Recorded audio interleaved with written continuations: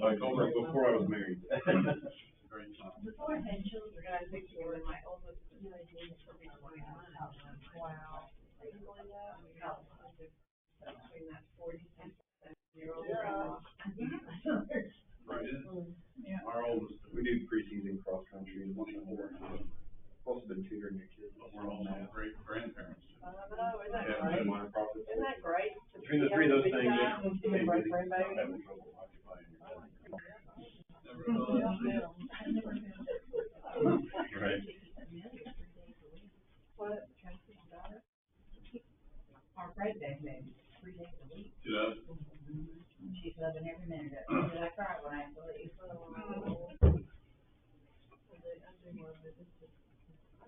next 6 o'clock. Yep. Yeah. And I look forward to that.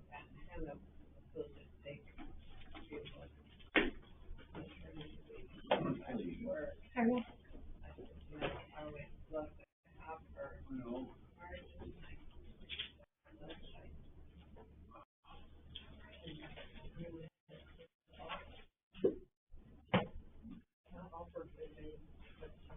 spring is over.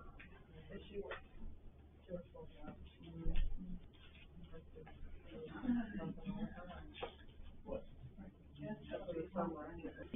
For 351 tomorrow. Something with a, 351.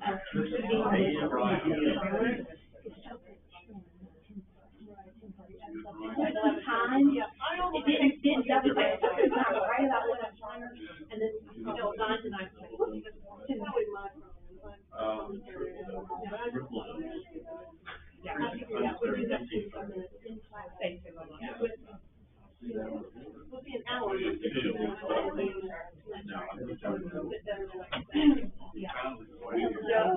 And we're trying to go book by book, but for some of the longer ones, we're gonna split up some of the longer ones so that we're not kind of overburdened. Even if we just give me our.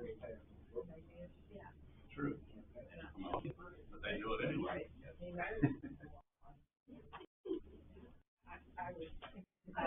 I'll think about it after church.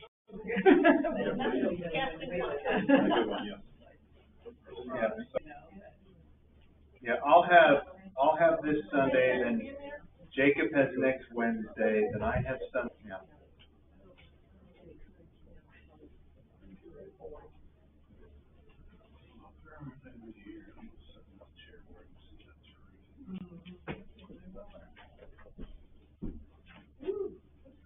Oh, nice shoulder, right?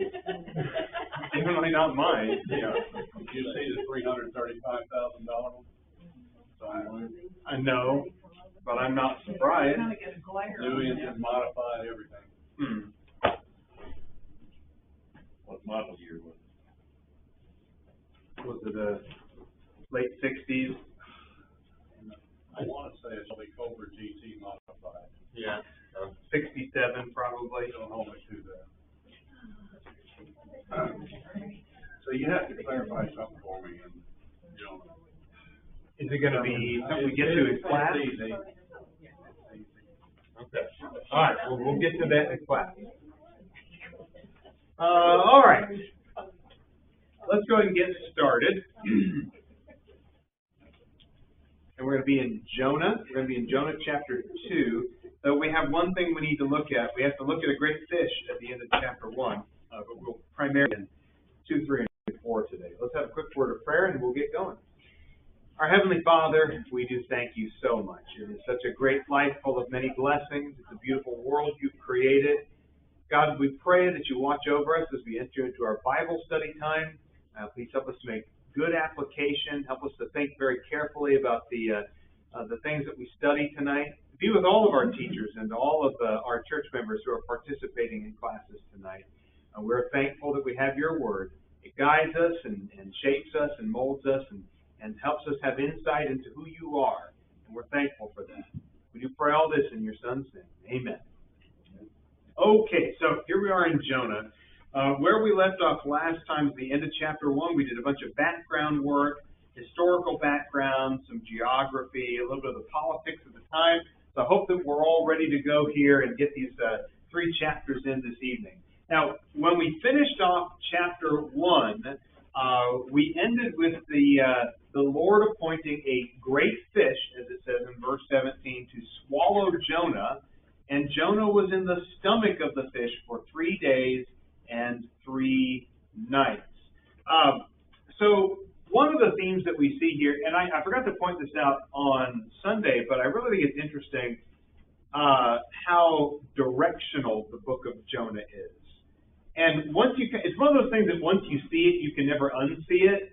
But there are a lot of things in the book of Jonah about going up, going down, going out, going away. He went into the hold of the ship.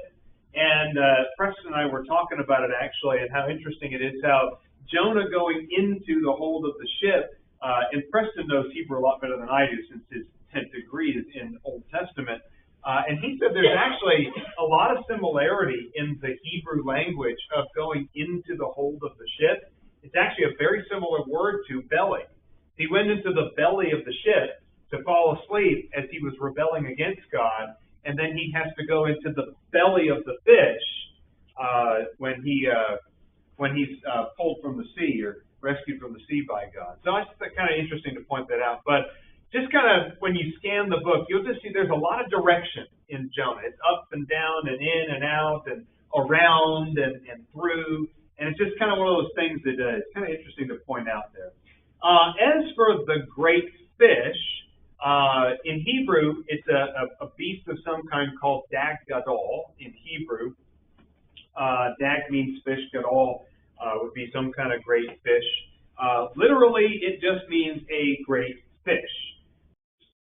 Specially crafted, that was altered somehow, adapted somehow by God to be suitable for a human being to survive for 3 days inside of it. So there are some miraculous elements to this that, once you accept the miraculous element of Jonah's mission in the first place, I don't think it's a leap to talk about the miraculous nature of the fish. Put yourself in the context of the story. God talked to Jonah and sent him to Nineveh. The story starts with a miracle. It is God revealing himself to Jonah.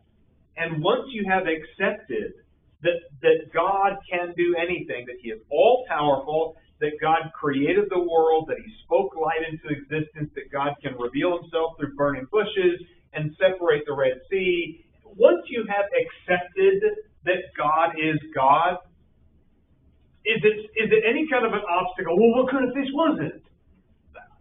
I don't feel like that is any kind of obstacle whatsoever.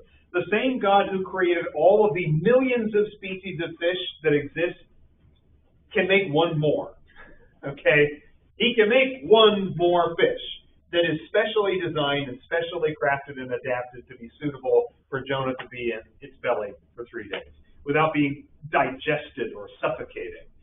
So to me, it's not an obstacle once you've accepted other things, elemental things within the Bible narrative that are miraculous in nature. This is just one more demonstration of God's incredible power, along with the many, many others. And I think the other side of it is the fact that the whole story of Jonah is foreshadowing the death and burial and resurrection of Jesus.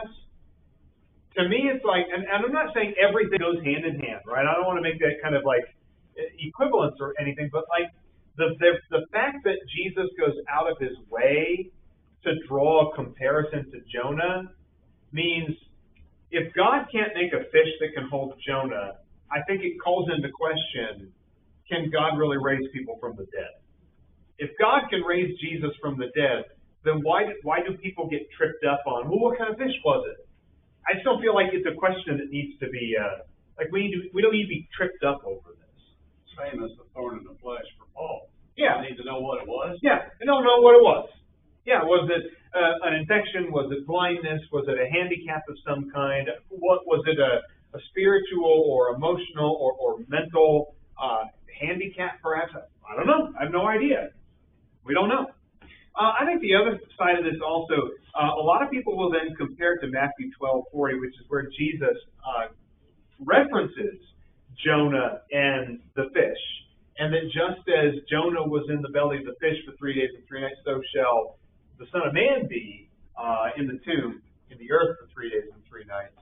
A lot of people will look at their English translations, and a number of English translations in Matthew 12:40. How do a number of English translations handle that word? What kind of animal is in a lot of our English Matthew 12 verse 40 translations? It's up on the screen, so you can go ahead and cheat. A lot of English translations have whale, okay? And so sometimes you'll talk to like Bible skeptics and they'll go, well, the book of Jonah says it was a great fish. But when Jesus talks about it in Matthew 12, he said it was a whale. Well, what is it? Is it a fish? Is it a whale? Stupid Bible believers. Fish aren't whales and whales aren't fish. You guys are so ignorant. How are animals classified in the Bible? And much more broadly, in Bronze and Iron Age taxonomy anyway, how are animals classified? Are they classified by their anatomy? No, they're actually classified by their function, okay? In Bronze Age and Iron Age taxonomy, animals are kind of put into categories by their function, okay, rather than by their anatomy. And that, there's a reference up there to Deuteronomy chapter 14. I believe it's the Deuteronomy 14 reference there. A lot of, again, Bible skeptics and Bible critics will open up Deuteronomy 14 and they'll say, you guys are so dumb. It says there that bats are birds. It says there in verse 18 of Deuteronomy 14. In this whole area of you may eat any clean bird, but here are the birds that you are not to eat. These are the unclean birds. And it talks about the, in verse 18, the bat. And people will look at it and say, well, bats aren't birds. The Bible is so ignorant. Okay, but we're not talking about anatomy, mammals versus birds. We're talking about function. And birds, as a Hebrew would define a bird, is what? How do you define a bird to a Hebrew cultural mindset? Things that fly. Things that fly. Yep, things that fly. And so bats would be categorized with other birds as birds, things that fly. And there's a lot of things that you see in the Bible that are the same way. You see groups called flying creatures. You see sea creatures. Oftentimes you see beasts of the field. And so beasts of the field would include a lot of different animals that we would not categorize as the same thing, but because of their function as beasts of the field, they were categorized in the same way. And that's how it is with fish. Whales and fish are categorized in the same group by a Hebrew cultural mindset because, why? They all live in the sea. And if it lives in the sea, it's a fish. It's very generic. Yeah, it's an extremely generic grouping of creatures based on their function rather than their anatomy. Kirk, you want to put something in there? Well, bat is a bird, but it doesn't have feathers, doesn't lay eggs. Yeah, exactly. I mean, it doesn't have a beak, doesn't have feathers, doesn't lay eggs. It's not a bird, by the way we would define a bird. It isn't. Yeah. Okay, I think we already talked about that. It's irrelevant anyway. At the end of the day, the Lord made it. So it was made to serve a divine function, even to the extent that Jonah could survive 3 days. Anything else about the fish before we move on? Yeah, Rebecca? What's kind of funny is you could pick an animal that actually does exist in our day and age and explain it to somebody who's not ever encountered it. And they'd be like, that's not real. Like there's that beetle that has 2 separate chemical compartments in its body. Yeah. And it shoots the chemicals together and it creates a chemical reaction and it can burn you. Yeah. Be like, Is that a bombardier beetle? Bombardier Yeah. beetle. Or like those spangly fish in the bottom of the ocean that have a light dangling in front of their head. Yeah. Guess what? There's a sea creature and it can flip a light switch on the front of its head. Yeah. Like, you're a crazy person. Yeah. There are plenty of creations that even today would be like, that's not real. Yeah. Yeah, even 100 years ago. I mean, the number of species that have been discovered in the Amazon rainforest, for example, or in deep sea exploration, the number of species that have been discovered even in the last 100 years would have shocked people 200, 300, 400 years ago that something like that could have existed. Yeah. Right. And if you're having this conversation with a skeptic, and you say, if I were to point out a sea creature that could make this story true, would you believe the Bible? Their answer would probably still be no. Yeah. And at that point, Yeah. the conversation is fruitless. I know, and that is the frustration. I only bring this up, and the same with the 3 days and 3 nights, which we're going to get to in a sec. This is another issue in Jonah that Bible skeptics will bring out as like 3 days and 3 nights, or Jesus 3 days and 3 nights. If you look at the chronology of the Passion Week, Jesus was not, in fact, in the tomb for 72 hours. I mean, he couldn't have been. Friday, Saturday, Sunday, crucified on Friday, raised up on Sunday morning. That's not 72 hours. So people will look at this 3 days and 3 nights, just as they'll look at the great fish and they'll say, well, see, that's an error in the Bible, it's a contradiction in the Bible, it's a scientific inaccuracy in the Bible. Until you put yourself in the position of the Hebrew reader, then once you're reading it like a Hebrew would have read it in 800 BC, then you go, oh, no, that great fish thing, that's not a problem at all, because from a Hebrew perspective, the way that they defined and categorized animals, oh, yeah, of course, yeah, no problem at all, yeah. Same with the 3 days and 3 nights, right? It says he was in there 3 days and 3 nights, and then Jesus quotes from it again in Matthew 12, verse 40, saying that he will be in the tomb for 3 days and 3 nights. And yet, I'm going to let you take a Thursday crucifixion, which I don't personally take a Thursday crucifixion, but even if you did, you're still probably not looking at exactly 72 hours, 3 days and 3 nights. So how do we answer this then of like, what is this expression if it is not a literal definition of time? Well, 3 days and 3 nights is in fact a Hebrew idiom or colloquialism. What is an idiom, by the way? I know it's on the screen, don't look. What is an idiom? Figure of speech. Yeah, it's a figure of speech, okay? The proper definition often will include the idea of it's a figure of speech that can really only be understood from a certain like cultural perspective, okay? There are things that we say in 21st century America, things within our vernacular, like, oh, just Google it. If I had said that even 20 years ago, would anybody have understood when I said, oh, just Google it? No, let alone 100 years ago, yeah. What's that? 20 years ago, yeah. I don't think Google, even 20 years ago, 2004, I don't think even in 2004 Google was quite I don't think it had entered the vernacular by then.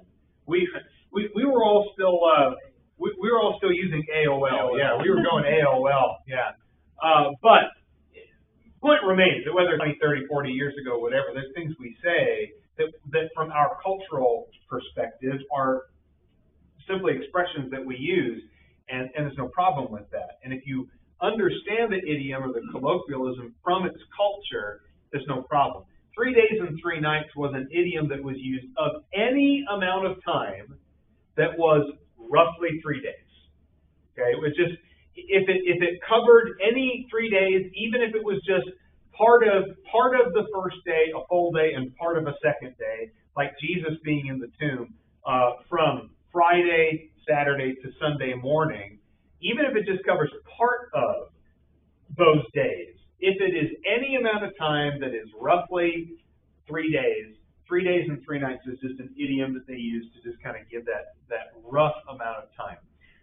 And we use idioms for time also. We say things like once in a blue moon. If I said, oh, it happens once in a blue moon, if you didn't know the cultural reference, you might actually think I was referring to like a specific amount of time. Like, well, how often does a blue moon happen? Or a couple of weeks ago. Oh, yeah, we were there a couple of weeks ago. Now, when I say a couple of weeks ago, if you take that literally, what does it literally mean? 14 days, right? 2 weeks, 14 days. But what if something happened 11 days ago? What if something happened 9 days ago? Let's say it's Monday, and then there's a week, and then there's a Friday. And I say so something happened like 9 days ago. I said, well, that was a couple of weeks ago. Well, in a sense, wasn't it? From the beginning of this week to a full week to the last bit of that week, like, I mean, that's really more than a couple of weeks. That's got a foot in 3 weeks, actually. So when I say a couple of weeks, what do we understand that to mean? That's a very rough, very vague kind of estimate of time. Or I had a dream last night. Now, literally, what if I had a dream at 3 o'clock in the morning? Right? Then I should have properly said, well, I had a dream this morning. But we don't really use the phrase that I had a dream last night. Could have been 3 o'clock in the morning, 4 o'clock in the morning, right? So even in our own language, you have plenty of idioms that are not precise measures of time, but just rough estimates or culturally understood phrases. And that's how 3 days and 3 nights is. So I hope that answers that difficulty. Anything else along those lines before we actually get into chapter 2 and look at this really incredible prayer? Well, if that weren't just an idiom and the whole Bible was made up, why wouldn't they just have Jesus being literally 3 days and 3 nights? If they're just making everything up, it's just a few chapters later. Yeah. Why not just have Jesus exactly 3 days and 3 nights? Yeah, if you were making up the whole story and you were contriving the gospel story and you're like, you're Peter, James, and John, and you're putting your heads together like, okay, the conspiracy of the Jesus League, we got to write his biography down. Let's have him go 3 days and 3 nights. Let's have him be crucified on Friday and raised up on Sunday. James, 3 days, 3 nights. Let's get it right. So, I mean, you're right. Like, if you were making up the story of Jesus and the resurrection, then why not just make it up so that it fits the idiom? Yeah, that's a good point. I like that, Jacob. That's a good answer. Okay, let's get into the text here. Okay, Jonah's Thanksgiving deliverance. I know it's fairly short, 10 verses. Can somebody just read all of chapter 2 for me? The whole thing. Then Jonah prayed to the Lord his God from the stomach of the fish, and he said, I called out of my distress to the Lord, and he answered me. I cried for help from the depth of Sheol. You heard my voice. For you had cast me into the deep, into the heart of the seas, and the current engulfed me. All your breakers and billows passed over me. So I said, I have been expelled from your sight. Nevertheless, I will look again towards your holy temple. Water encompassed me to the point of death. The great deep engulfed me. Weeds were wrapped around my head. I descended to the roots of the mountains. The earth with its bars was around me forever, but you have brought up my life from the pit, O Lord my God. While I was fainting away, I remembered the Lord, and my prayer came to you, into your holy temple.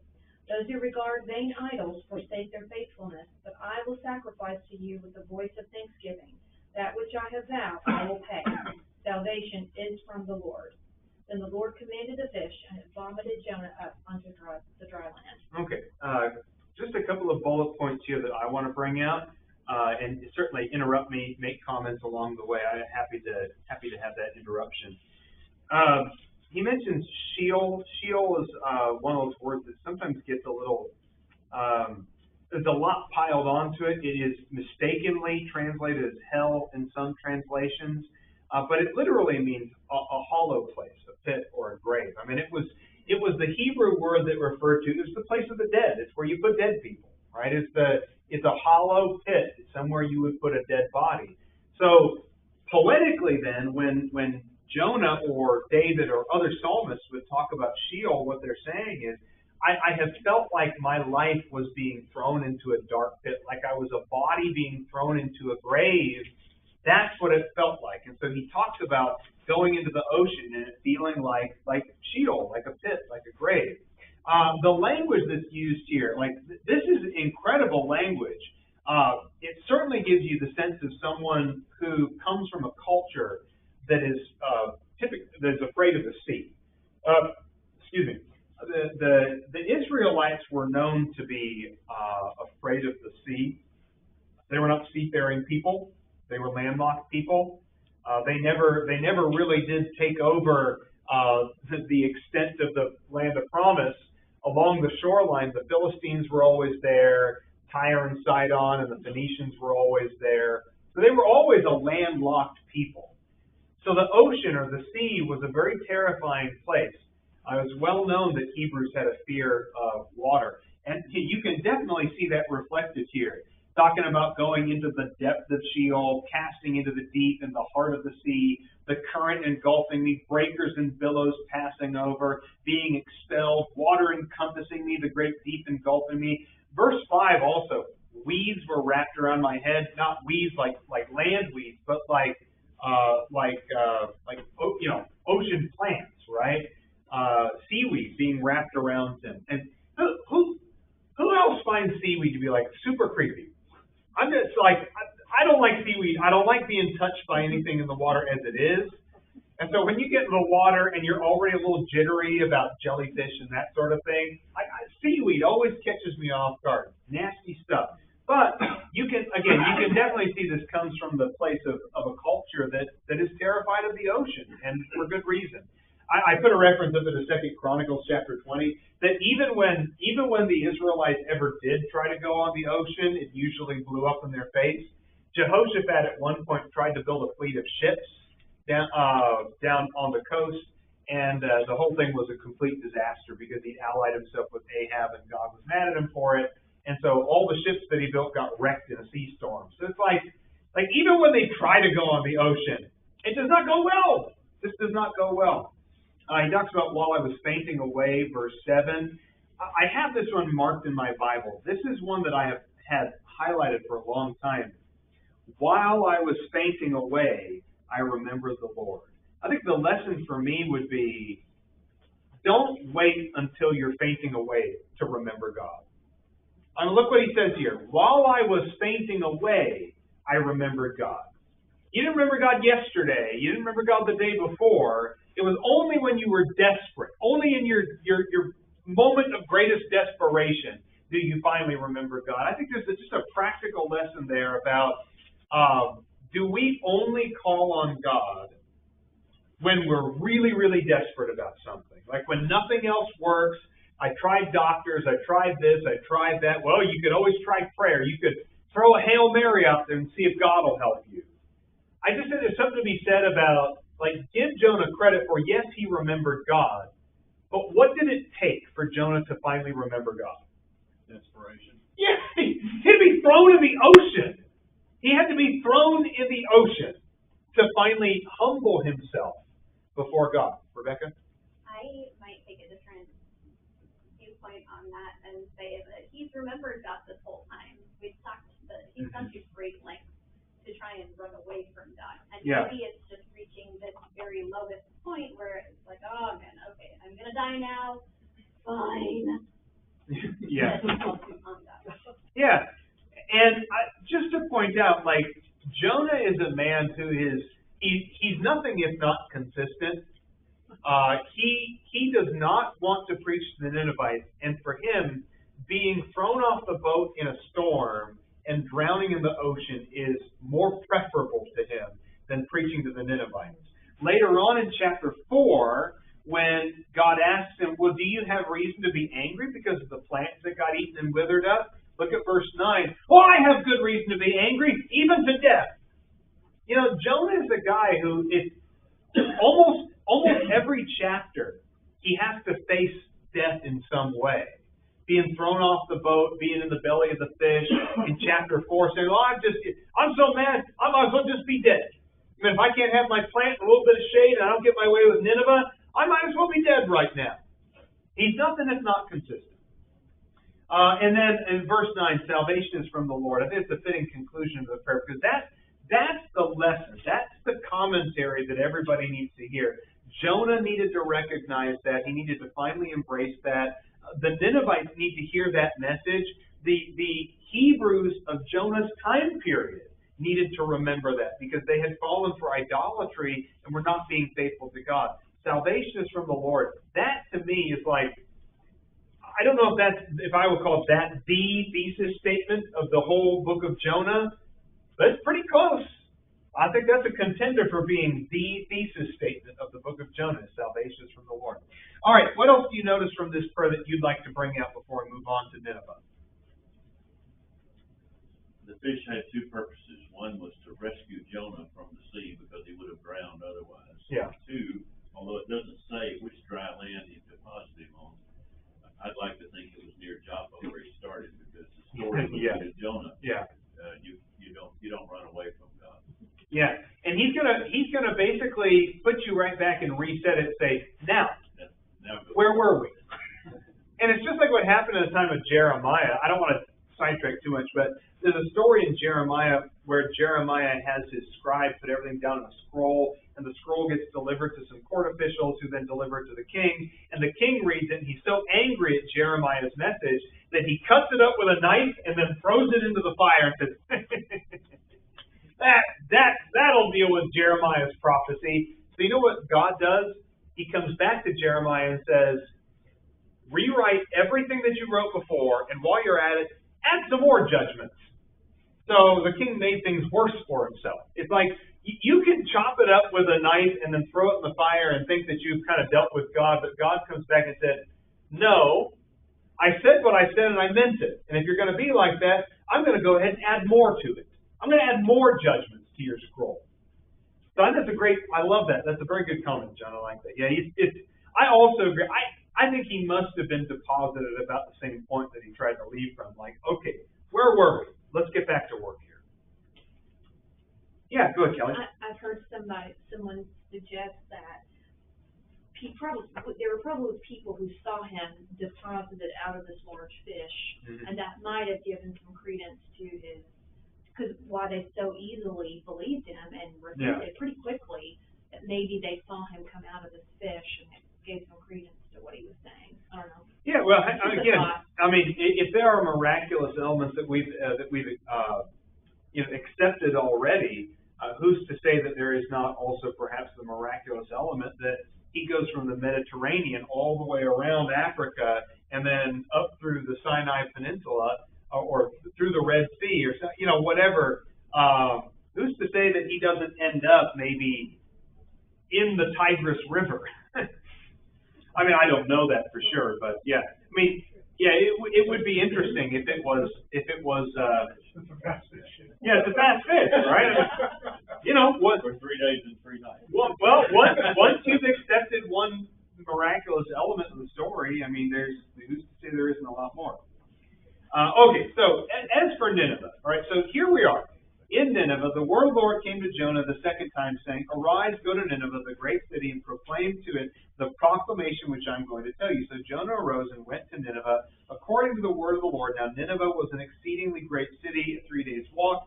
Then Jonah began to go through the city 1 day's walk, and he cried out and said, yet 40 days and Nineveh will be overthrown. Just a couple of illustrations here to give you a sense of the grandeur of this city. Nineveh, very, very impressive place. A lot of monuments, a lot of structure, a lot of wealth. Nineveh is all the way up here on the Tigris River in modern-day Iraq. The city of Mosul in Iraq is where Nineveh is.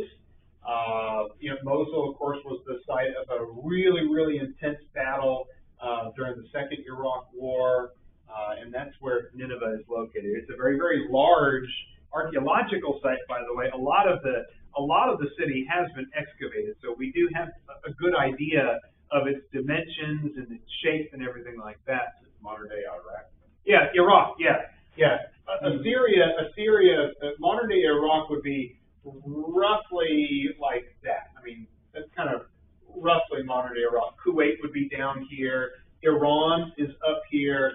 Turkey's over here. Syria is right here. I don't know. You probably couldn't see that because you're on the other side of the room. Does that make sense? Yeah. For this side of the room, Kuwait, Iraq, Syria, Turkey, Iran. You look at the little map too. Oh, I didn't even see the little map. Oh, yeah, there's a little map over the corner. I see now why that would not be impossible to spit him out in Nineveh. I didn't even think about that. No, he went all the way to the Persian Gulf. Yeah. Persian Gulf. I did not even think about that. I'm forgetting it's kind of a landlocked. Yeah, scratch that. Yeah, made a stop in Kuwait City. Went to all the Burj Khalifa, Okay. This is a kind of a sense of the shape of the city. Like that first picture I showed you probably would be taken from right here, the photograph right there, from right about here. The city wall, this wall is kind of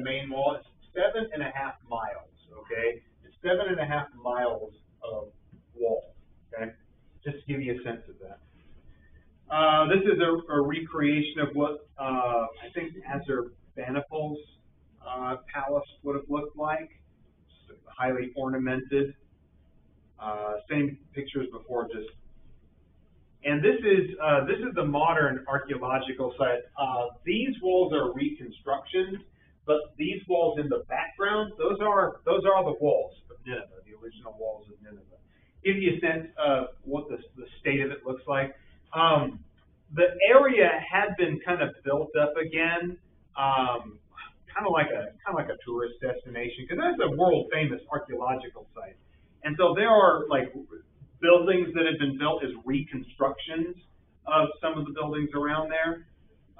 Gives you another idea that structure, that very prominent structure, that is an original structure, but the wall is a recreation. So it just gives you a sense of the grandeur and the size of Assyria and how big a lot of these structures were.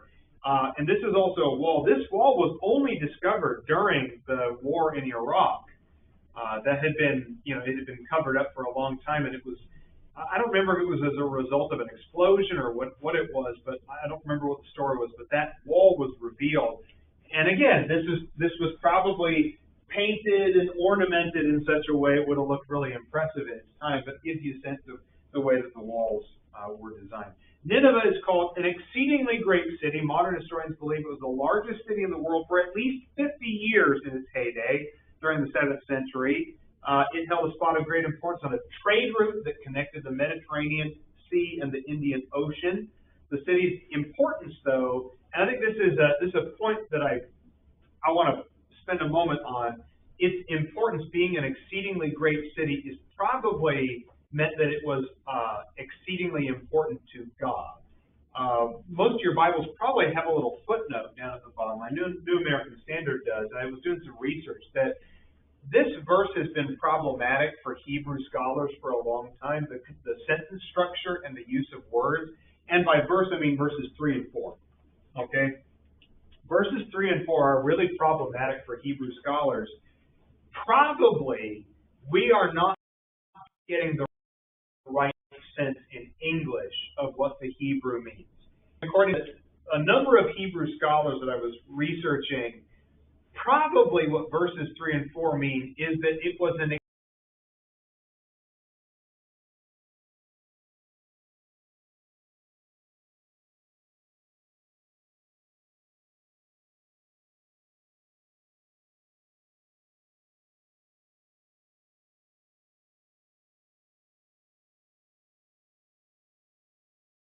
where Jonah was. It was deposited at Joppa. That leisurely, conventionally, typically would have been a 3 days camel ride to Nineveh. And yet verse 4 says 1 day's walk. Again, in the Hebrew, the English doesn't seem to give the right sense of it here. And this is just my research. You can disagree with me if you want. That's fine. There's conflicting information about it. I'll just be honest about that. Probably it means that he did that 3 day journey in 1 day because he hurried his way along. Like, if you could take 3 days with stops along the way, and, well, we're going to rest for the night, and we're just going to take our time, let the camels kind of go their own pace. If you really pushed it, and you really whipped that camel into shape, or maybe you used a faster animal than a camel, like a horse, you could do it in a day. But it's just like, I think it just shows that maybe the lesson is that when Jonah finally decided to obey God, he went in a hurry. Like, he really obeyed God. He didn't linger. He didn't waste his time. Like, he really, really pushed it and made a 3 days journey a 1 day journey because of how important it was to him to obey God. Okay, that's a theory. The other theories are that it was a 3 days journey in terms of its perimeter, like it would take you 3 days to walk around it. I don't have a problem with that, but I think the largest estimate I could find online, right, looking at multiple sources, multiple historical sources, the largest that Nineveh could be, including its suburbs, okay, including its outlying areas, was about 4,400 acres or 6.8 square miles. And 6.8 square miles, again, it's still not a 3 days journey. 6.8 square miles is probably, it would take you about 3 hours, something like that, if you were moving pretty swiftly to get through a city that size. So, no matter how you look at it, it's probably not a 3 days journey sized city. The 3 days journey probably has more to do with something that Jonah was doing functionally in preparation for going and preaching to them. That's a theory. There's conflicting information. It's a difficult Hebrew passage to translate, and I'm not a Hebrew expert. That's just what I've made of it that I think makes the most sense. Kevin, you want to throw something? I was just wondering, going back to the whole 3 days and 3 nights thing, if this is just, again, almost idiomatic in a way that, this is, it's like 3 days, to get around the city because of how big it is. Well, no, maybe it's not literally 3 days. Yeah. But that kind of gives you that scale. When most towns you go to, like, I could walk from here to the end of town in, an hour. Yeah. Like, that's not a big deal. But this city is so great, it would take you 3 days to get around it, or something. Yeah, like if you walking in Memphis, right? Walking in Memphis, if you actually follow the journey that the song, right? Walking in, if you follow the journey, it's about a 3-hour walk that it would take to go to all the places that he mentions in the song. It's about a 3-hour walk. So if you were really booking it, you can cross a city in a few hours. Yeah. And we're talking modern cities, and Nineveh was not the same size as a modern city. So, yeah, it could just be idiomatic. And the fact that we don't measure city size by, how many days journey is the city of Memphis? Like, we don't measure cities in the number of days journey it is. So perhaps it's just a very archaic form of measuring a city that we just don't have any frame of reference for. And that's entirely possible that we just don't have the key to it. We don't have a frame of reference. There's no scale that we know for, what is a day's journey size city versus a 3 days journey size city. So we just might be missing information there. So I'm not dogmatic either way. I'm prepared to accept either side of it. Okay, we got to press on here. As far as his message goes, it's incredibly effective. The preaching is the response has an immediate and thorough effect, all the way from the king down to the livestock. He even ordains that the livestock should wear sackcloth, in grieving over the sins of their people. And who knows, in verse 9, God may turn and relent and withdraw his burning anger so that we shall not perish. Okay, we got to move on here. I know we just got a couple minutes left. I'm sorry. I presume too that this is just the Cliff Notes version of his message, because he would have had a longer message than this to bring about this effect. I agree. One reference I was looking at really camped on verse 4 being only 5 words in the Hebrew language. Okay, that's 5 words in Hebrew. And this reference I was looking at, they were saying, like, he only preached 5 words. That's how stubborn he was. He preached 5 words and walked away. I don't know. I feel like that's kind of a leap. I don't take that. I take that verse 4 as a summation of the preaching. Like, that was his message that he preached. Like, that was basically the title of his sermon was 40 days and Nineveh will be overthrown. And then there was a lot more involved in that preaching. Like Jesus going around and saying, the gospel writer saying, Jesus preached the kingdom of heaven. Yeah, exactly. Well, said, but exactly. Yeah. So Jesus went and preached the kingdom of heaven. Yeah. There's more to it than that. Now we get to chapter 4. God relents. God turns. Maybe we could turn that into a sermon sometime. That'd be a good sermon on God relenting, God changing his mind. That is an interesting question about God's immutability and how God can change his mind about something. And what does that mean? Because I thought God was immutable. God was unchangeable. How can God be unchangeable as a central part of his character, as basic theology 101, and yet here's God relenting and changing his mind about what he was going to do to Nineveh? That's a challenge that's probably a bigger subject than what we would have been able to hit anyway, even if we did save more time at the end of class. Then goes and says, well, God changed in these gracious and all of them. Yeah. Oh, that's why he changed. And by the way, that doesn't mean that God is not immutable, because built into the message is, you will be overthrown in 40 days, but I am a merciful God and I want to see change. And so God's mercy is not in contradiction with his judgment. God's mercy is always there. The judgment and the mercy go hand in hand. God is not the one who changes. It's the response of man to that message. That's what changes. Yeah, Kevin? I mean, I see that a lot when God talks to Judah in the coming of Babylon. You know, Yeah. and if you just do what's right, and he does it for some of them that are good. It's like, oh, you know, I won't do this now. I'll hold off for a while. Yeah. Until it comes to the point where it's like, all right, you too long now. But you know, he does. It doesn't change the fact that his judgment is coming. Yeah. But he's willing to relent and show mercy to those that are willing to. Yeah. You know, I'm willing to hold off for now. Yeah. A lot of times, and you're right, a lot of times it's pointed out, if for no other reason than the memory of David. It's like, well, because of David. I'm going to be merciful because of David. All right, we're going to jump into the book of Amos. I think Jonah is familiar enough with all of us. We know how the story ends. Amos, we're going to spend 3 classes on Amos because it's not one that we're quite as familiar with as Jonah. So please be prepared to discuss Amos chapters 1 through 3. And I think in the lesson I've learned in a couple weeks of doing the Minor Prophets is we probably need to be going quicker through the historical background, and that's on me. I want to apologize. I probably have spent way too much time researching the historical and geographical stuff. For coming classes, lesson learned, I'll try to do a much better job of getting through that stuff quicker, okay? Lesson learned. At least you didn't spend 20 minutes talking about when it was written. I'll tell you what, the time gets out of hand. Like you'll be going through stuff and you look up and it's already 15 after. That's like